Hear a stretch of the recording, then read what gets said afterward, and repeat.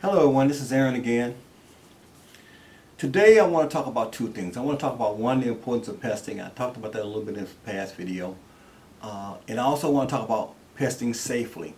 But today I want the safety concern to be with not polluting the area in which you're actually doing the pesting in. And we'll get into that in a moment as far as the safety issue. Let's talk a little bit about pesting here and why I think it's so important that we do so and try to help the farmers out.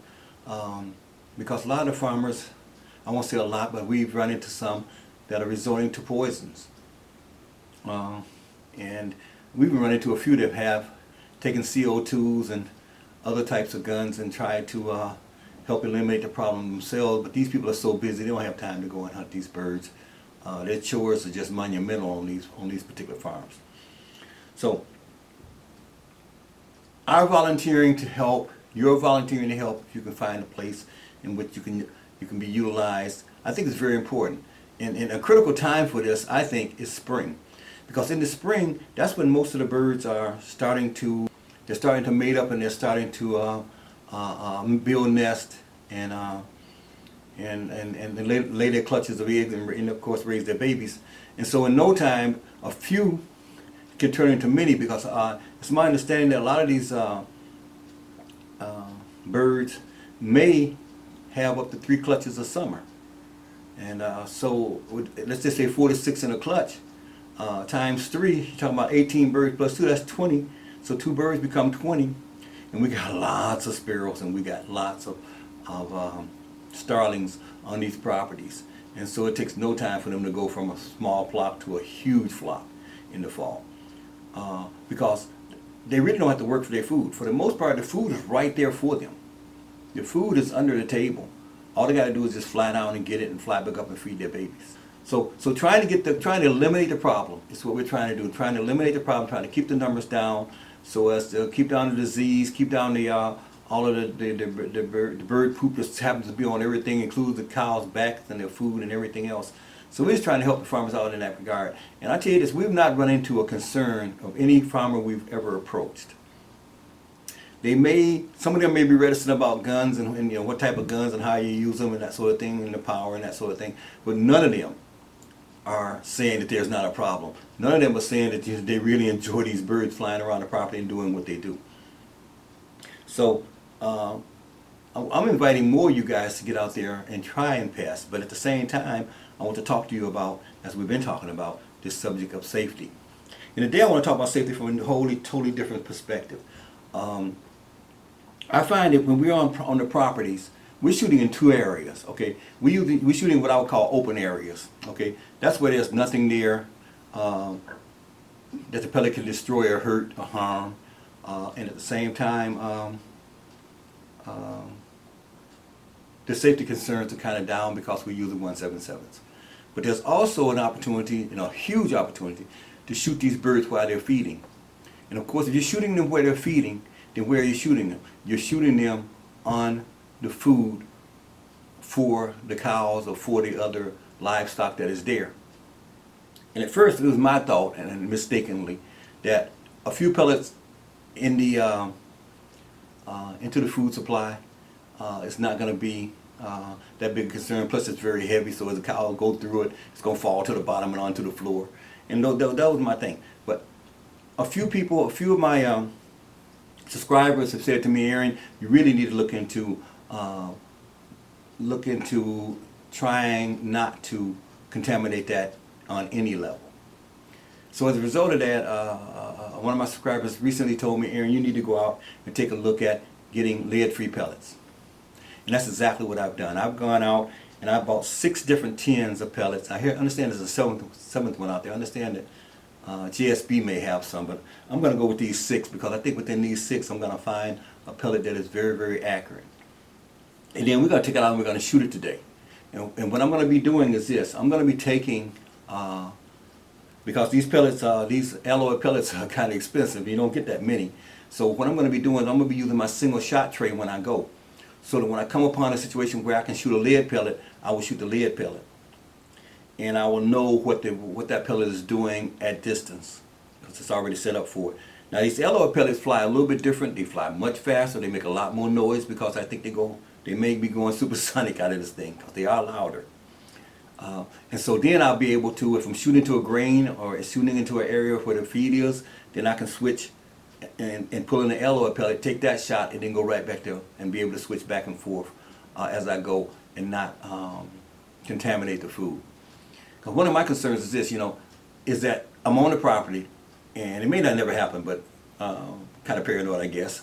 I'm on the property, and all of a sudden the inspector shows up. What is that guy doing over there? Oh, he's taking care of my bird problems. He sees me shoot into a pile, and he comes over and asks me some questions, and of course I'm shooting lead into the food supply, and all of a sudden the farmer's in trouble. Okay, I'm there to help the farmer, not to hurt him.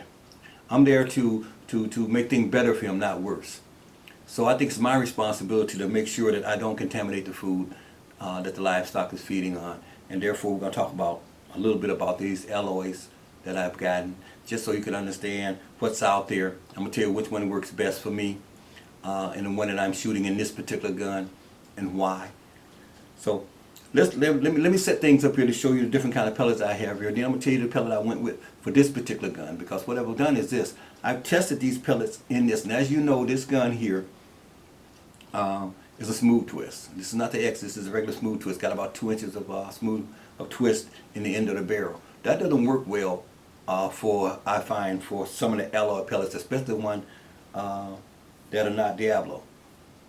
And I've tested that, and I've gone with a pellet there. What I'm thinking though is that when I go back and I use my P15, which is fully rifled, and giving this a little bit better twist, I think some of these other pellets may become more stable and a little bit more accurate. They're very accurate in there now. So let me talk about these pellets, then we're going to take these pellets out, and I'm going to shoot them at a particular place where the birds love to be. And this is on top of ground up corn. They can just fly down and eat corn all day long. Ground up corn all day long. And I don't want to be shooting in that into that corn and with lead pellets. I want to be shooting alloy pellets so not to harm the livestock. So let's take a look at this, and then let's go hunting. Okay, as you can see, I've gone out and I've purchased 6 different types of pellets. And I did this because I really want to be able to still take accurate shots in the field and be responsible for those shots as much as I can. And I know that especially with the with my impact over there at 177, that with that smooth twist barrel, it's not going to love every pellet out there. So I bought all of them so I would be able to at least be able to test them all. So what I bought was these are the Gamma Magnum Energies, and those are one of the heaviest. That's 7.5 grams. And then we have these Daisy 1.77 Precisions. All these are lead free pellets, of course. And then next to that I have these. I tried these golden rods. I know the golden rods are not going to work in that gun because this is more like a slug, and you need a more rifling for a slug. Then up here I got the field target trophies, and then I got the alloy, of course, and then here I got the Beeman Precisions, and they're Echo Series Kodiaks, so those also alloy. And then here, these are the Gamma, I'm just gonna call them Goldens because this is where they came. It's like that. Now I've shot all of these in the gun, and the gun does not like the Gamos. It doesn't like the Daisies. It doesn't like the golden rods. It kind of liked the field target trophies. It really liked the Eco Series, and it loved the these Gamo. I'm gonna call them Golds right here. Okay, so what I'm gonna be doing is I'm gonna be eliminating, for this particular gun anyway, these 4. And these are the 2 I'm going to be shooting mainly, because these 2 I found that the accuracy for these at 30 yards were almost pellet touching to pellet. And for this it was a little bit wider than that, but not much. So these are going to be pellets I go with that gun. Now, the next time out I'm going to be taking my P15 with me. When I take my P15 with me, it may well love one of these pellets more than this.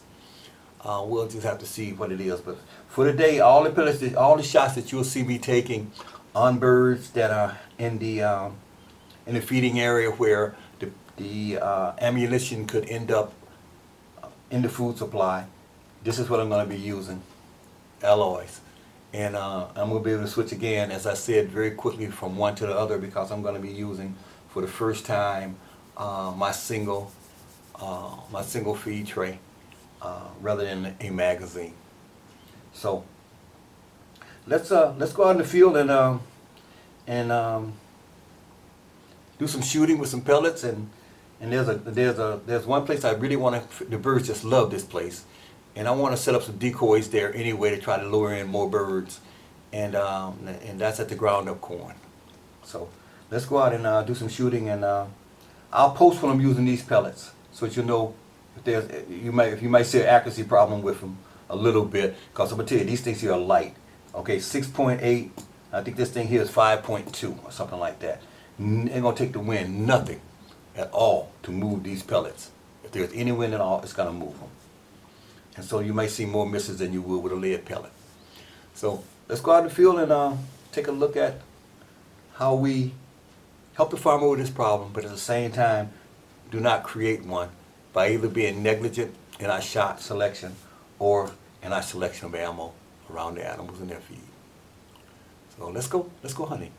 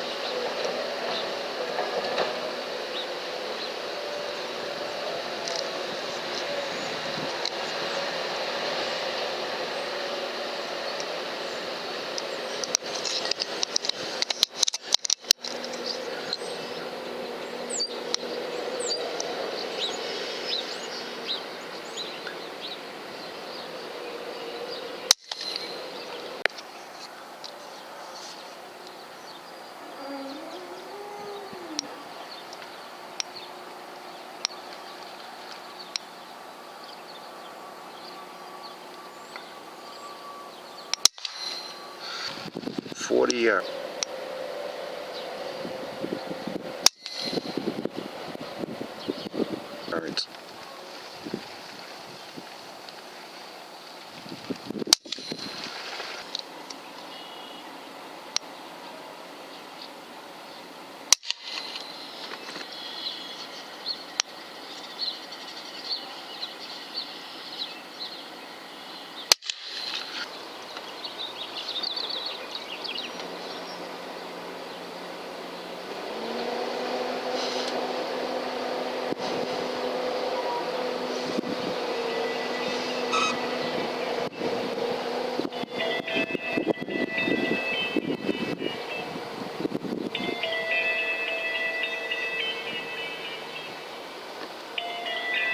That guy's on a mission.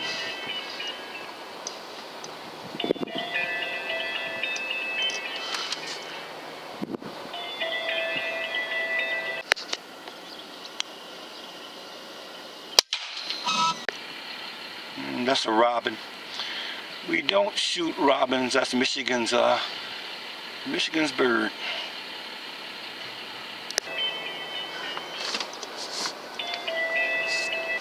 Now he stops when the phone stops ringing. Jeez.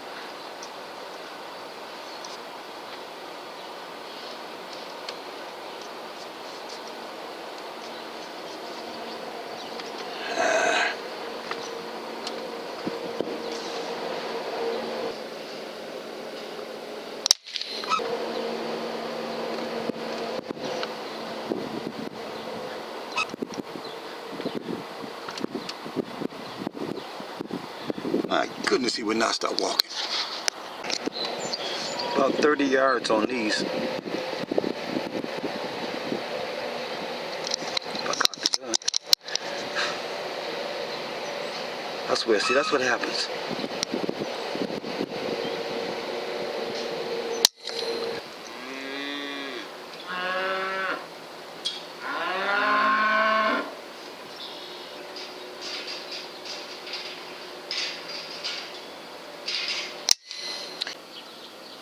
40 yards.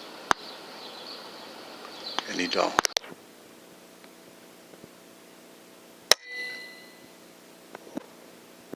Rolled.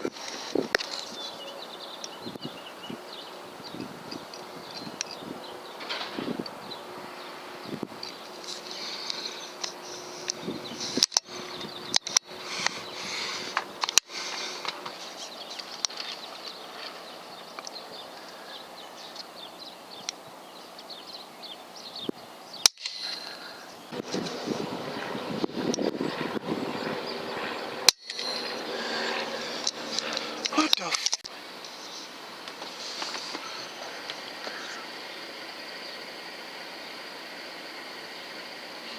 That wasn't a sparrow. I don't think that's a sparrow. I don't think that was a sparrow, was it?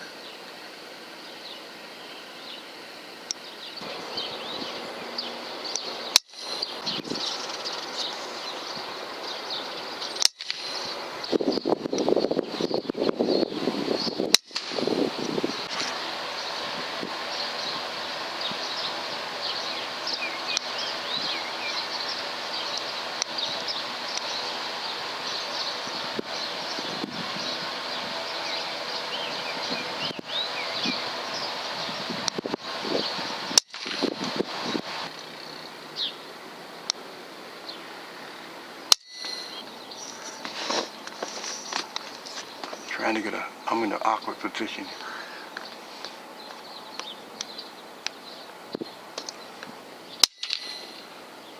Roll 2.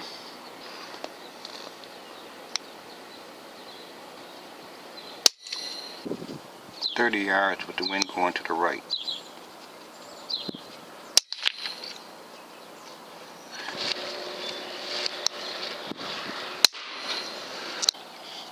I find that when I put out decoys, some of the birds, and try to put them in an upright position, it tends to attract more birds.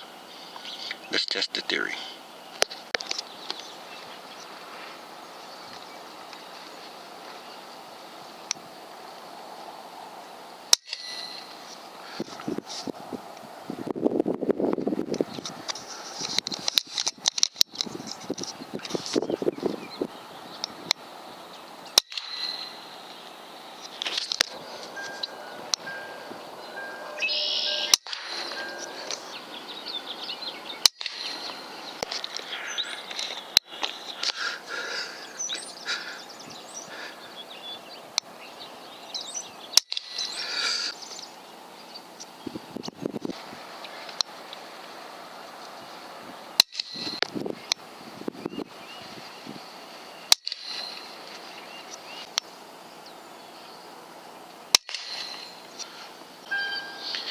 It's time to go pick some of these people up, man. I got too many laying out there now. Gotta pick some up. It's not looking good. I think so scare the birds off. So let me go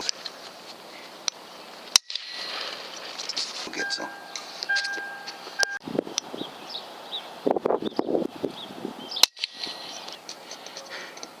Just a quick note to say decoys work. I had one, and then I had up to 3, but now, as you can see, how many birds have come in because of the decoys. Only thing you want to know is this: with decoys, the birds come in and they're looking. There's one right there, but he's a red-winged blackbird. I'm not going to shoot him. But the birds come in when they see other birds, they feel safe. But unlike this guy here, who's paying no attention to him, the others, you got some that will come in, and what they will do is they will look at those birds and take off within 3 seconds. So you got to be ready to shoot. But others will just come in like this fellow here and just say, "Hey, looks like a good restaurant. Think I would fly down there and order me up something." Okay, so again, when you're using decoys, make sure that you're ready to shoot, because a lot of the birds are not going to give you a long time like this little fellow here. I'm hoping he'll attract another bird, but he's off. Okay, back to shooting.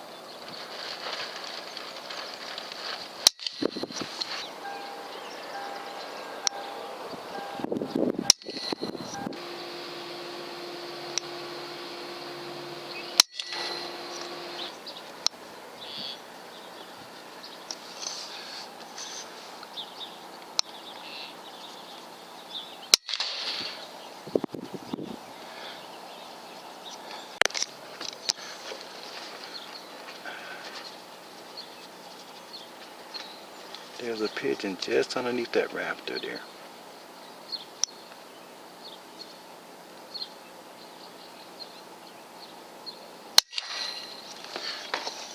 And got him.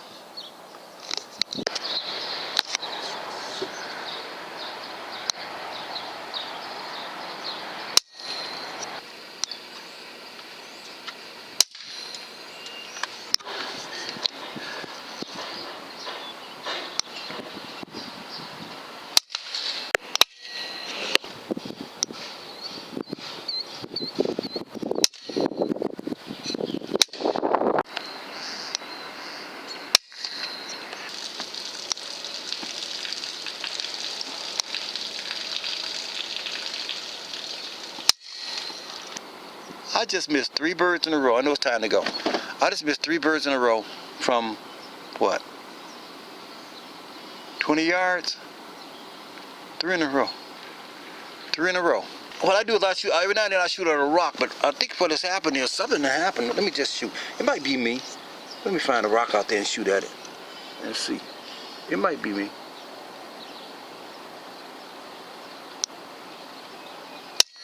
Hell no. Those are just some lucky ass birds.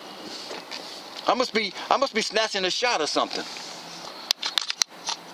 I want to see how many. I want to see what it takes to shoot this gun down under. Cause once you fall on the one, what he got it set? He got this thing set for. I told him to set it as low as he could. He set my thing for 1. If this thing is right, he got it set for about 120. So I can shoot this down to 120 before it really starts to have any profound impact on it.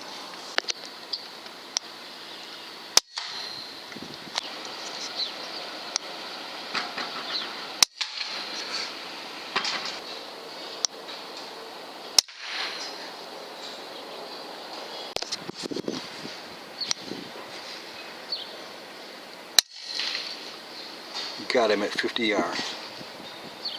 Heck of a shot.